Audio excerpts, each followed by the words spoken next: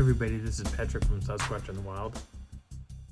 So this video is a continuation, a small little continuation from a video that I just did talking about my first Bigfoot experience, but it's a series of about 4 or 5 videos, and I'll link them over here. If I can't link them, which I can't seem to do anyway, I'll just put the pictures up and you can search for them. But they're on my site. If you would like to hit subscribe, that'd be great. Hit the little bell so you'll know when things are popping up. Or on Wednesdays, I try to release a video around 6 p.m. And Sundays, sometime on Sunday, I'll try to release one. And I'm trying to do that for a little bit, and then I'm going to probably go down to one day a week. Right now it's 2 days a week. So where this started, it was when I was making breakfast on the 7th of September 2015, and DeAndre asked me a question and said, Patrick, I said, yeah. And she said, were you looking in my tent last night? And I was like, what time? She was like, oh, I don't know. It was late in the evening, or late at night. I was like, no. I said, was it before or after your dogs were barking? And she said, after. And I was like, no, I was in my tent with Riley. And she's like, oh. I was like, why? And she goes, well, I had this creepy sensation that there was either a person or persons looking in my tent, staring at me. And I didn't know if I should yell at you or not. I was like, well, it wasn't me. And so she was like, okay. In Colorado and probably everywhere throughout the United States, Canada, Russia, wherever, Alaska, Sasquatches, when they come up to your tent, they will look into your tent, or they'll sit outside and listen to you. Typically, they will try to peek in. And like in Mike's tent, he's got an outfitter tent, and he doesn't have a floor on the bottom of his tent, so anything can crawl in or sneak in or whatever. And usually, Sasquatches usually don't enter into a tent. They don't typically do that. But in his case, we've had many encounters with the things, but usually they'll put their head down at the very bottom, lift up the fabric, and look in, kind of see where people are at, and it's like they're trying to determine where the person is that they're going to mess with, and then they'll drop that down and go around to that side of the tent and try to narrow down where you're located. In my tent, my orange tent, I can remove the bottom of the tent. I haven't done that yet, but I might do that this year. My teepee tent it's got a secured floor, so they can't reach in and do anything. However, I've heard fingers scratching on the side of the tent trying to figure out how to negate that, and they can't figure that one out. But on my teepee, I got 4 vents all the way around. There's one place on the other side of the door, and then 2 others.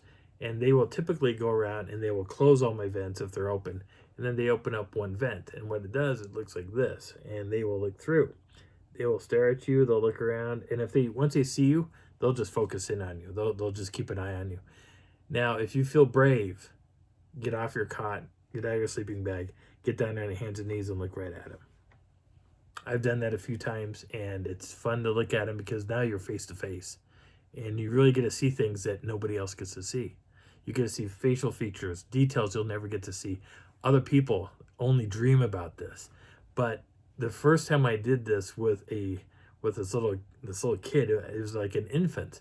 It was like the mom brought the kid to the zoo. Let's go look at the animal inside the tent, and so they came up to the tent and they put the child right next to my vent, and I could see the forehead, I could see the eyes, I could see the little pushed in nose, the little flaring nostrils, and I could see the upper lip. I could see that part of it, and I was looking at it, and it looked like a little tiny primate. Looked like a primate. I don't care what people said. This thing looked like a primate. And I was like, oh my God. And I had my flashlight like this.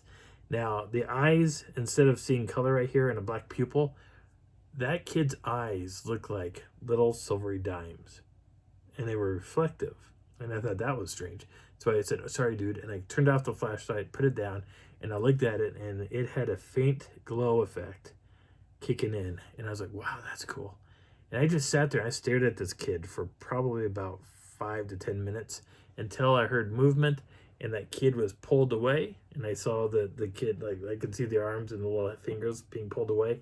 And it seemed like it probably cradled the kid. And then it got up and it walked off. The mom took the kid. But in Mike's tent, I've had Mike and Trent were sleeping, and I heard it sounded like a group of people coming up from the forest to my left, and they were coming up and they stopped right outside the tent and they were looking down on the tent. So imagine a bunch of individual eyes. I'll try to draw a picture of this, but it was like the individual eyes looking down, and you could see these the glow effects happening on this one section of the tent. And I sat and watched this, and it went on for about 30 minutes to maybe an hour, and then they finally backed off of it, like they couldn't see through the fabric, and then walked away. I thought that was cool. So bringing forward, I got home and from the camping trip, and I showed my friend Ron photographs of Sasquatch, and I'll post those pictures. And he was like, "Have you talked to Mike Johnson?" I said, "No, I don't know who that is." And he goes, "He's the guy that runs the Bigfoot Yowie Yeti store down on Colorado Boulevard." And I said, "What are you talking about?" And he said, "There's a store down there. You should go see it." I'm like, "Oh my God." So I jumped in my car, drove down there, and I met Mike Johnson and Scott Barta. Both guys are really pretty cool. They're fun to hang out with. When I first met them, I was not involved in SIR. I had nothing to do with it. And it took about 6 months before I got invited into the group. And I might talk about that later. But I said, "Do you guys ever go camping? Like do camping events like they do on BFRO?" And he said, "No, well, we do, but we don't invite people." That's not true, because I know better. But at the time I was like, "Oh, okay." But I worked the idea, and I kept showing up, kept talking to him, and to the point where we're like, wait, maybe we should invite him. And I got invited to an event, and then to another one. But at the time I was like, "Do you know Jim Myers?" And he said, "Yes." And he said, he does these nighttime investigations. I think you have to pay something, but it might be something to try before you get into this. And Scott said, "This is kind of a rabbit hole, just so you know." And I said, "No, I'm okay with that." And he said, "Okay." Well, so I contacted Jim Myers, and he said, "Yes, we're doing this thing on, I want to say November 24th or something like that." And I said, "Sure, I would like to come down." It was on a Friday or a Saturday. Oh, I think it was a Saturday night. I said, "Yeah, I'd like to come out." So before then, I ended up buying this thing. This is a night vision camera. This is a robust camera. Now, I paid, when I saw this thing, I bought it off of Amazon. It was an open box item, and it was from New York. This is the IR light, and when this thing's on, it's bright. Or actually, you don't really see it. There's a lot of myths about IR lights. This is the lens. This is the largest lens that this model comes in. And I got the biggest lens I could get. This thing can shoot up to 1,000 yards. There's pros and cons to it. The pros are you can see up to 1,000 yards. You can focus in and get great detail. It shoots, and there's 3 different generations to it. There's generation 1, 2, and 3. Plus, it can shoot in color. It does film, like you can take photographs with it, and you can do video. The con, there's no sound. You cannot record yourself talking. So put a recording device on top of it, you're good to go. The other con to this actually is when you're looking through the eyepiece and it's on, there is so much intensity of light coming through this, you can't dim it. And so when you take it away from your eye, boink, and you're like, "Oh my God." And now you're seeing blues, purples, greens, yellows, orange, red, and all these colors. And it's nightmarish. It's almost like these balls back here, but intensely bright. So I brought this thing with me, and we drove up there. Now, there was one other person that had a little cell phone version of a night vision, almost not night visions per se, but they could see color. I can't think what that other device is called, but they were scanning around the trees like this, hoping to see a tree peak or something. And I got away from the group, so we went all the way up on top of this mountain. We're out at a cusp, and the main group was down there and Jim was down there, and I went back about 15 feet. Now I was really trying to be professional about this. The guys in front, outside of Jim, not so much. And Jim was not liking that because he was hoping that they were going to be quiet so they could do knocks and howls and whatever and try to draw something. Not happening. There's reasons why I know that why there was no real interaction going on. But later date. So I went ahead and I was filming.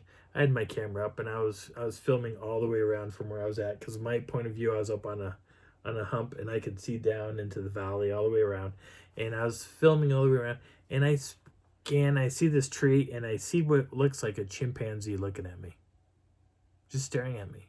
You can see the discoloration area here where you know, you can see like the wiry hair. You can see the eyes. You can see the eyes kind of looking straight at you. And then you see this weird looking part here. And when I find the pictures, I'll post them. And I was like, okay, this is cool. And so I would pan away and I'd come back and he was gone. Where'd he go? And he wasn't there. And I was like, what the hell? And I thought maybe I missed him. So I went back and forth real slow, tried to look for him, didn't see him. Looked up the tree, didn't see him. Looked up other trees, didn't see him. Scanned over here. And then I saw what looked like a tree that was kind of like a Y shape. And I was like, well, that's interesting. But in the very center of that Y, there was an object. It was kind of shaped like this, and it sat right inside that Y. And it looked like shoulders, looked like the head was like hunched over. So a little lump, and then you could see like the shoulder. And whatever this was facing the opposite direction. So I said, Jim, can you do a wood knock? He goes, yeah. And he goes, Kuh. And I was like, no. Do a real wood knock. He went, bang! And he hit that sucker hard. And I was watching for a flinch. And there was no flinch. And I was like, oh. And he goes, are you seeing something? I was like, I thought it was, but it's not moving. And when he did that, I was hoping for a flinch, and there wasn't any. And he goes, okay. So we're both taking it seriously. His partner's taking this seriously. And they're doing calls and everything else. And there's just nothing happening. So I take the camera and I stretch like this. And what I didn't realize when I was doing this, I was filming up, I caught eye shine shining down at me.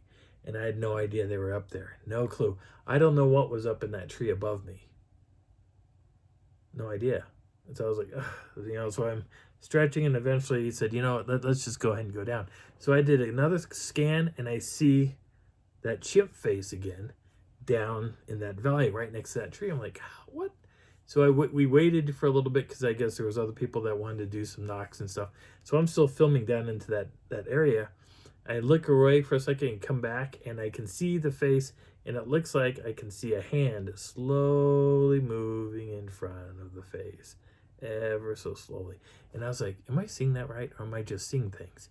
And eventually Jim said, okay, we're going to go. I was like, all right. And so I turned that off. Okay. So now the other thing with this, you can't review videos right away.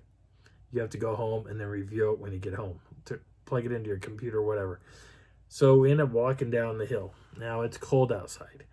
And we're going down to a point. We stop at this one spot. And we're going downhill. And there's all these trees up. There's trees all the way down. You can see the forest down below. You can kind of make out the ambient light where you can see where the sky is versus the forest and stuff. And Jim said, hey, by the way, Patrick, could you scan behind us? I said, sure. So I turn on my camera and I'm filming up and around. And I don't see anything. And I pan back around in front. So I'm looking. So this is the hill where I'm looking straight. I'm looking across. Right? And there's all these trees. And I start filming, and I'm like, okay. And I'm looking, and I see what looks like little white lights kick on, and then do this, and do this, and do this. And I'm thinking, is that a car? Oh, it could be a car down there. It could be a car. And then I'm panning, I can see the treetops, and I'm panning over real slow, and I see this going on, right? At the top of these treetops, I can see these two lights doing this number, right? I'm like, what is that? That's weird. And so I pan over here, and right next to it, there's a tree. And I see something, like I see slight movement going up the tree, and it turns, it looks at me and goes, blink, blink. And it goes down, and something else comes up, looks right at me, blink. And I'm like, what the hell is that? And so I'm looking at something, and I don't know what the distance is. I can't tell off this thing, but I'm filming something blinking. And I realize that's an animal, but I don't know what it is. And so Jim goes, "Do you see anything?" I said, "Yeah, I think I see something." He runs over, and now the thing is strapped to my hand, right? It's strapped to my left hand. He grabs my camera, rips me to the right, and I'm doing this number. I'm like, "Jim," and he's like, "Let go." And I said, "It's attached to my freaking arm." And so I took it off.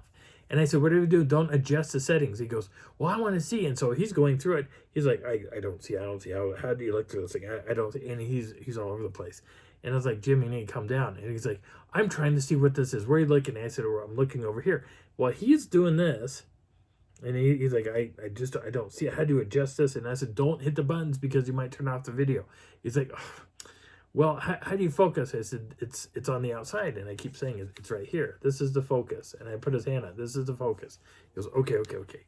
So at some point, my eyes adjust, and I'm seeing red, yellow, pale blue, and white. I'm seeing 4 colors. And I was like, "Wait." And he goes, "What?" I said, I don't think we're actually seeing the same thing. He goes, "What do you mean?" "I think I see like a traffic light type of deal." And he goes, oh yeah, that's probably what it is. So then he turns and he starts filming to his right. And I was like, "What are you doing?" He goes, "Well, I'm filming." And I said, "Well, you're not looking straight ahead." He goes, "What do you mean?" I said, "You're looking to your right." And by this time the camera was up here. He took his eyes off the camera. He goes, "Well, I'm not seeing anything." And he goes to hand it to me, and he almost drops it. So I was like, "What are you doing?" So I was like, "Okay, whatever." Well, as we were walking down, I started to think about this. I hadn't turned off the camera. Walking down, every so often I'd stop and take pictures on the way down. I caught some pretty strange photographs. Went all the way down to the car, ended up driving back into Bailey, and we had hot chocolate or something, and then we left, right? So a couple months later, I'm going through it, and I start thinking about this. Now, we're up on this mountain, right? We're looking into the valley. There's no towns in that area. The closest town is way this direction. It's about maybe a 30-minute, 40-minute drive to the north, and that'd be Bailey. There was nothing near us. There's no towns near us. There's no homes near us. I was seeing eye shine without the night vision camera. I was seeing eye shine with the night vision camera. And when he panned this way, he caught eye shine looking at us. When I was looking this way, I caught eye shine looking at us. So we had 2 sides of eye shine looking at us. Back up on the hill, I had something looking down at us, or looking down at me. So I caught eye shine on 3 different occasions. So I'm cutting it now. I'm going to show what I caught on it. I'm going to narrow it down and try to cut out all this craziness that he made me endure.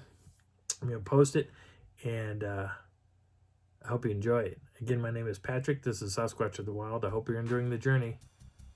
I'll see you later.